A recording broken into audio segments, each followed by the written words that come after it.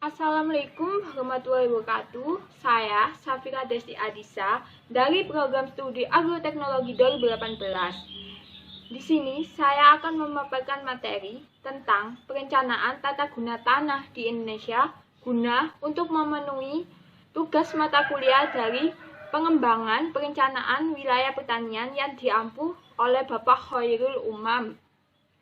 Langsung saja kita ke materinya.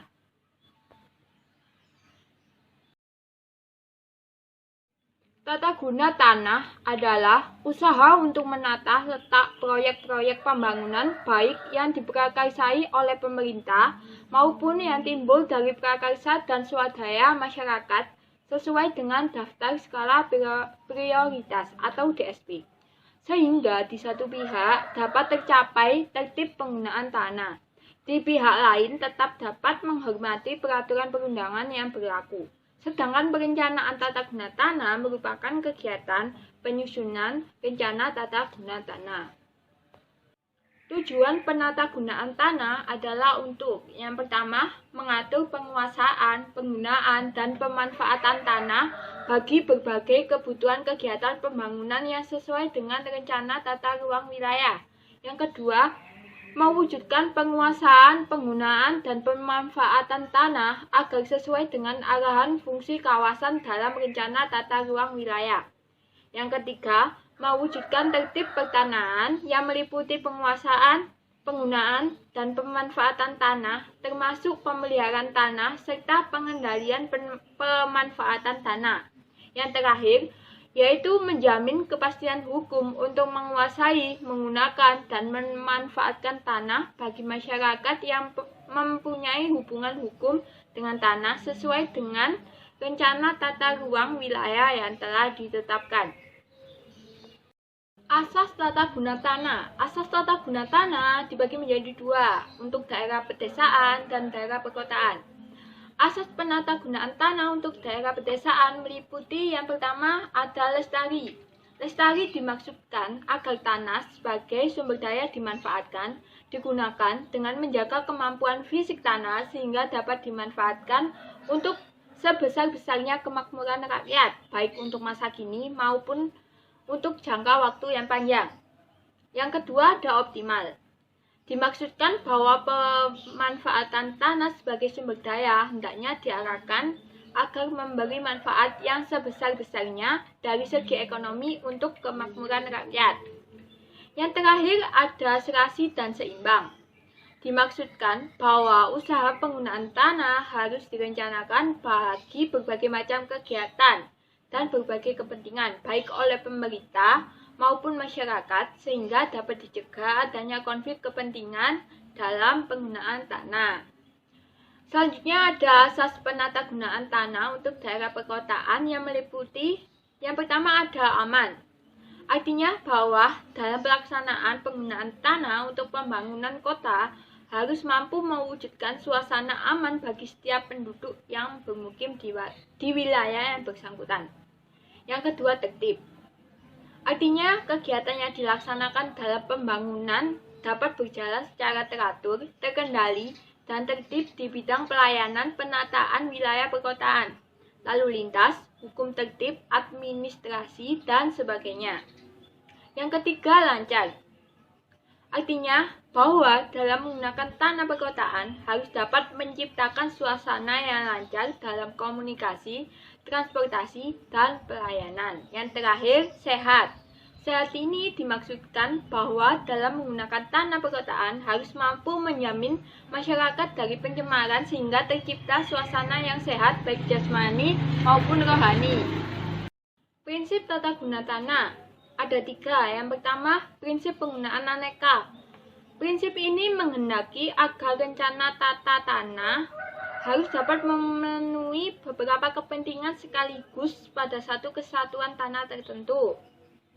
Prinsip ini mempunyai peranan penting untuk mengatasi keterbatasan areal, terutama di wilayah yang jumlah penduduknya sudah sangat padat. Yang kedua, ada prinsip penggunaan maksimum.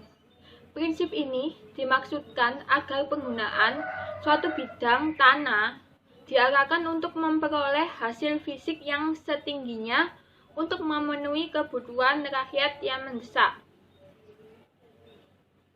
Yang ketiga ada prinsip penggunaan optimum. Prinsip ini dimaksudkan agar penggunaan suatu tanah dapat memberikan keuntungan ekonomis yang sebesar-besarnya kepada orang yang menggunakan atau mengusahakan tanpa merusak sumber alam itu sendiri. Model perencanaan tata guna tanah. Yang pertama ada model tertutup atau zoning. Suatu model penatagunaan tanah dengan membuat zona-zona penggunaan tanah atas dasar pertimbangan teknis untuk jangka waktu yang telah ditentukan. Yang kedua ada model terbuka, yang artinya bahwa beberapa ruang atas tanah dalam suatu wilayah tidak dibagi dalam zona-zona penggunaan sebagaimana dalam model zoning. Tetapi pelaksanaan kegiatan pembangunan disesuaikan dengan kondisi tanah. Bagi tanah yang subur hanya boleh digunakan untuk usaha pertanian, sedangkan tanah yang kurang subur dapat digunakan untuk mendirikan bangunan. Yang ketiga ada model penggunaan yang mengabdi pada pembangunan. Dalam model ini, perencanaan dan penggunaan tanah mengikuti keperluan kegiatan pembangunan sehingga penggunaan tanah sesuai dengan arah kebijaksanaan pembangunan serta model penggunaan tanahnya secara berencana. Hukum yang mendasari tata guna tanah di Indonesia. Yang pertama ada pasal 33 ayat 3 Undang-Undang Dasar 1945. Yang kedua ada Undang-Undang Nomor 5 Tahun 1960 tentang Peraturan Dasar Pokok-pokok Agraria. Yang ketiga Undang-Undang Nomor 41 Tahun 1999 tentang Kehutanan. Selanjutnya ada Undang-Undang Nomor 26 Tahun 2007 tentang Penataan Ruang. Selanjutnya ada Peraturan Pemerintah Nomor 16 Tahun 2004 tentang Penatagunaan Tanah. Yang selanjutnya Peraturan Menteri Dalam Negeri Nomor 5 Tahun 1974. Yang terakhir ada Tata Guna Tanah dalam Peraturan Kepala BPN Nomor 4 Tahun 1991 tentang Konsolidasi Tanah. Penyediaan tanah untuk perusahaan.